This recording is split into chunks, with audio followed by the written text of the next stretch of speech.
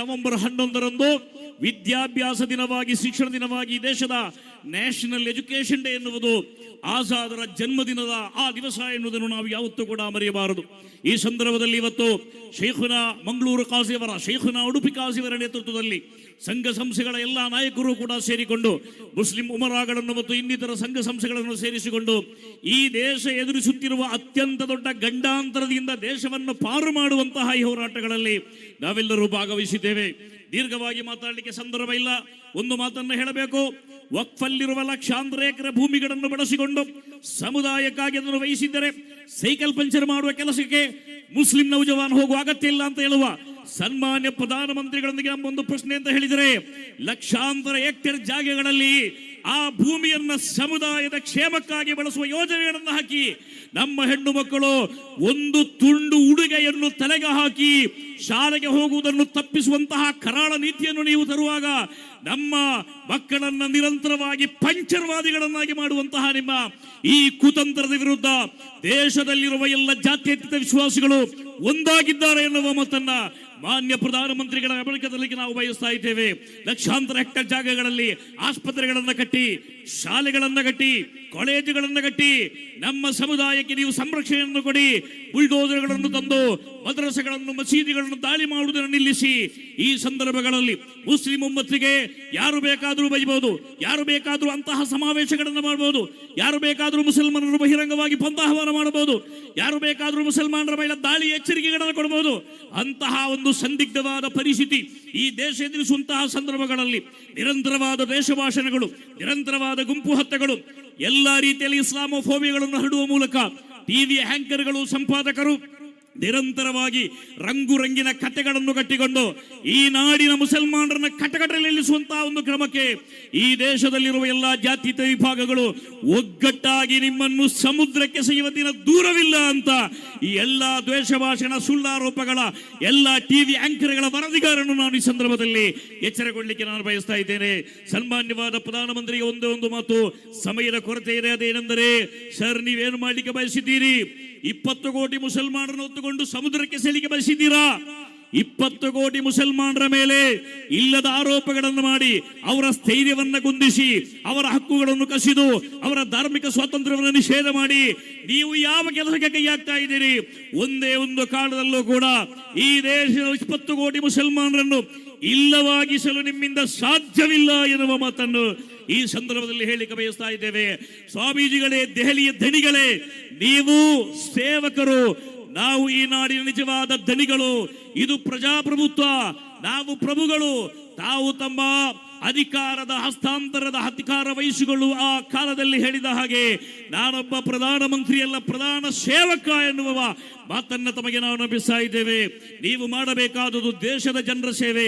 ಅದರ ಬದಲಿಗೆ ಅವರ ಮೇಲೆ ಸುಳ್ಳಾರೋಪಗಳನ್ನು ಹೊರಿಸಿ ಅವರ ಧೈರ್ಯವನ್ನು ಕುಂದಿಸಿ ಅವರನ್ನು ನಿರಂತರವಾಗಿ ಭಯದ ವಾತಾವರಣದಲ್ಲಿ ಮಾಡುವಂತಹ ಒಂದು ಸಂದರ್ಭಗಳನ್ನು ಕೈಬಿಡಿ ಅಂತ ನಾನು ಹೇಳ್ತಾ ಇದ್ದೇನೆ. ನಾನು ಮುಗಿಸ್ತೇನೆ. ಈ ದೇಶಕ್ಕೆ ಮುಸಲ್ಮಾನರು ಕೊಟ್ಟ ಕೊಡುಗೆಗಳೇನು ಸಹೋದರರೇ? ನೀವು ಗಮನಗೊಟ್ಟು ಕೇಳಿ. 20 ಕೋಟಿ ಮುಸಲ್ಮಾನರು ಈ ದೇಶದಲ್ಲಿದ್ದಾರೆ. ಅವರು ಈ ದೇಶ ಬ್ರಿಟಿಷರ ಕಾಲಗಳ ಹಿಂದಿನಿಂದಲೂ ಕೂಡ ಈ ದೇಶವನ್ನು ಕಾಪಾಡುವ ನಿಟ್ಟಿನಲ್ಲಿ ಹೋರಾಟಗಳನ್ನು ಮಾಡಿದ್ದಾರೆ. 1498ರಲ್ಲಿ ವಾಸ್ಕೋಡಿಗಾಮದಿಂದ ಆರಂಭಗೊಂಡ ಈ ದೇಶದ ವೈದೇಶಿಕ ಆಕ್ರಮಣಗಳ ವಿರುದ್ಧ ಎದೆ ತಟ್ಟಿ ನಿಂತುಕೊಂಡು ಹೋರಾಟ ಮಾಡಿದ ಹುತಾತ್ಮರಾದ, ಅದಕ್ಕೆ ಬೇಕಾಗಿ ಸರ್ವ ಯುದ್ಧಗಳಲ್ಲೂ ಭಾಗವಹಿಸಿದ ಒಂದು ಜನವಿಭಾಗವಾಗಿದೆ ಮುಸಲ್ಮಾನರು ಅಂತ ಈ ಸಂದರ್ಭದಲ್ಲಿ ಹೇಳಲಿಕ್ಕೆ ಬಯಸ್ತಾ ಇದ್ದೇನೆ. 190 ವರ್ಷಗಳ ಕಾಲ ಈ ದೇಶದಲ್ಲಿ ಬ್ರಿಟಿಷರು ಆಳಿದರೆ ಆ ಬ್ರಿಟಿಷರ ವಿರುದ್ಧ ಮೊಟ್ಟ ಮೊದಲನೆಯದಾಗಿ ದೇಶದಲ್ಲಿ ಹೋರಾಟ ಮಾಡಿದ ವ್ಯಕ್ತಿ ಒಬ್ಬ ಮುಸ್ಲಿಂ ವ್ಯಕ್ತಿಯಾಗಿದ್ದ, ಸಿರಾಜ್ ದೌಲಾ ಎನ್ನುವ ಮುಸ್ಲಿಂ ನವಾಬನಾಗಿದ್ದ ಎನ್ನುವುದನ್ನು ನಾವು ನೆನಪಿಸಬೇಕು.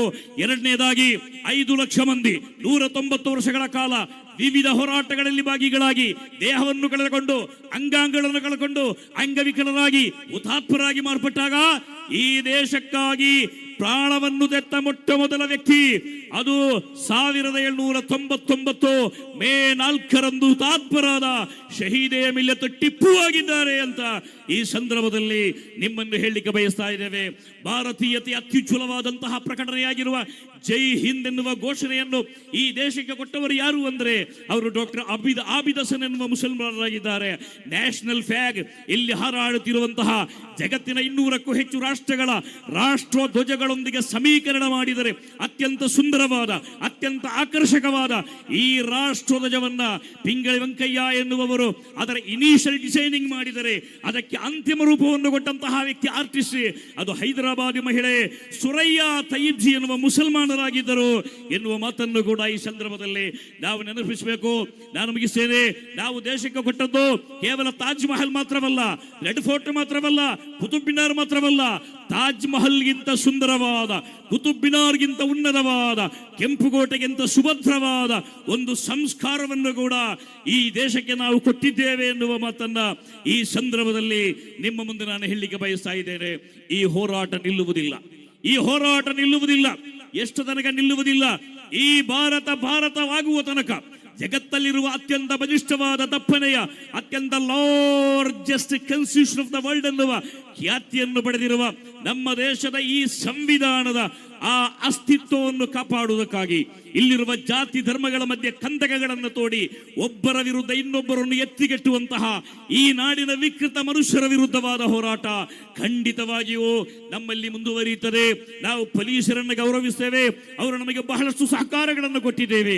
ಆದ್ದರಿಂದ ಪೊಲೀಸರೊಂದಿಗೆ ಸಹಕರಿಸಿ, ಎಲ್ಲಾ ಧರ್ಮದವರೊಂದಿಗೆ ಸಂಪೂರ್ಣವಾಗಿ ಸಹಕರಿಸಿ. ಹಿಂದೂಗಳು ನಮಗೆ ಯಾವುದೇ ತೊಂದರೆಗಳನ್ನು ಕೊಟ್ಟಿಲ್ಲ. ಹಿಂದೂಗಳು ಯಾವುದೇ ರೀತಿಯಲ್ಲೂ ಕೂಡ ನಮ್ಮ ಈ ನಿಟ್ಟಿನಲ್ಲಿ ಹೋರಾಟಗಳಲ್ಲಿ ಅವರು ಯಾವುದೇ ವಿರೋಧವನ್ನು ಮಾಡಿಲ್ಲ. ಅದೇ ಸಂದರ್ಭದಲ್ಲಿ ನಮ್ಮ ಹೋರಾಟ ಹಿಂದೂಗಳ ವಿರುದ್ಧವಲ್ಲ, ಇದು ಹಿಂದೂಗಳ ವಿರುದ್ಧ ಹೋರಾಟ ಅಂತ ಹೇಳಿ, ಇದು ಸಂವಿಧಾನದ ವಿರುದ್ಧ ಹೋರಾಟ ಅಂತ ಹೇಳಿ ಈ ಸಂದರ್ಭಗಳಲ್ಲಿ ನಮ್ಮ ಹೋರಾಟವನ್ನು ದಿಕ್ಕು ತಪ್ಪಿಸುವ ಎಲ್ಲ ಕುತಂತ್ರಗಳನ್ನು ಕೂಡ ಈ ಬೃಹತ್ತಾದ ಜನಾವಳಿ ಖಂಡಿತವಾಗಿಯೂ ಪರಾಭವಗೊಳಿಸದೆ ಎನ್ನುವ ಮಾತನ್ನ ಈ ಸಂದರ್ಭದಲ್ಲಿ ಹೇಳಲಿಕ್ಕೆ ಬಯಸ್ತಾ ಇದ್ದೇನೆ. ಕೊನೆಯದಾಗಿ ಸಾತ್ ಸಂದೂಕೋ ಮೇ ಭರ್ಕರ್ ದಫನ್ ಕರ್ದೋ ನಫ್ರತೆ, ಪ್ರಖ್ಯಾತ ಉರ್ದು ಕವಿ ಬಶೀರ್ ಅವರ ಮಾತಿನೊಂದಿಗೆ ನಾನು ಮುಗಿಸ್ತಾ ಇದ್ದೇನೆ. ಸಾತ್ ಸಂದೂಕೋ ಮೇ ಭರ್ಕರ್ ದಫನ್ ಕರ್ದೋ ನಫ್ರತೆ, 7 ಪೆಟ್ಟಿಗೆಗಳಲ್ಲಿ ಕಟ್ಟಿ ಹಾಕಿ ದಫನ್ ಮಾಡಿ ವಿದ್ವೇಷಗಳನ್ನು, ವಿರೋಧಗಳನ್ನು, ಪಕ್ಷಪಾತಿತ್ವಗಳನ್ನು. ಆಜ್ ಇನ್ಸಾನ್ ಕೋ ಮೊಹಬ್ಬತ್ ಜರೂರ್ ಹೆ ಬಹುತ್, ಈ ದಿನದಲ್ಲಿ ಮುಸಲ್ಮಾನರಿಗೆ ಪ್ರೀತಿಯ ಅಗತ್ಯವಿದೆ, ಮನುಷ್ಯನಿಗೆ ಪ್ರೀತಿಯ ಅಗತ್ಯವಿದೆ, ಸಾಮರಸ್ಯದ ಅಗತ್ಯವಿದೆ. ಅಂತಹ ಒಂದು ಸಾಮರಸ್ಯದ ಸುಂದರವಾದ ಕಾಲ ಪ್ರಾರಂಭವಾಗಲಿ. ನಮ್ಮ NRC ಹೋರಾಟಗಳು, CAA ಹೋರಾಟಗಳು, ಹಿಜಾಬಿನ ಹೋರಾಟಗಳು, ಇನ್ನಿತರ ಈ ದೇಶಕ್ಕೆ ಅಪಮಾನಕಾರಿಯಾದಂತಹ ಕಾನೂನುಗಳು ತಂದಾಗ ಮುಸಲ್ಮಾನರೆಲ್ಲರೂ ಕೂಡ ಸೇರಿಕೊಂಡು ಮಾಡುವ ಹೋರಾಟಗಳ ಮುಂದುವರಿದ ಭಾಗ ಇದಾಗಿದೆ. ಆದ್ದರಿಂದ ಈ ದೇಶವನ್ನು ವಿಭಜನೆ ಮಾಡುವ ಎಲ್ಲ ರೀತಿಯ ಯೋಜನೆಗಳನ್ನು ಕೈಬಿಟ್ಟು ದೇಶವನ್ನು ಒಗ್ಗೂಡಿಸುವಂತಹ ಕಾರ್ಯಕ್ರಮಗಳಲ್ಲಿ ನೀವು ಮುಂದುವರಿದರೆ ನಿಮ್ಮನ್ನು ಎಲ್ಲ ಕಾಲಗಳಲ್ಲೂ ಕೂಡ ಅಭಿನಂದಿಸುವ, ನಿಮ್ಮ ಜೊತೆ ನಿಂತುಕೊಂಡು ಈ ದೇಶದ ಅಭಿವೃದ್ಧಿಗಾಗಿ ಹೋರಾಡುವುದರಲ್ಲಿ ಈ ಮುಸ್ಲಿಂ ಉಲಮಾಗಳು, ಈ ಮುಸ್ಲಿಂ ಉಮರಾಗಳು, ಉಮ್ಮತ್ ಯಾವತ್ತೂ ಕೂಡ ಜೊತೆಗಿರ್ತದೆ ಎನ್ನುವ ಮಾತನ್ನು ಹೇಳುತ್ತಾ ನನ್ನ ಮಾತಿಗೆ ಮುಕ್ತಾಯ. ಜೈ ಹಿಂದ್. ಅಸ್ಸಲಾಮು ಅಲೈಕುಂ.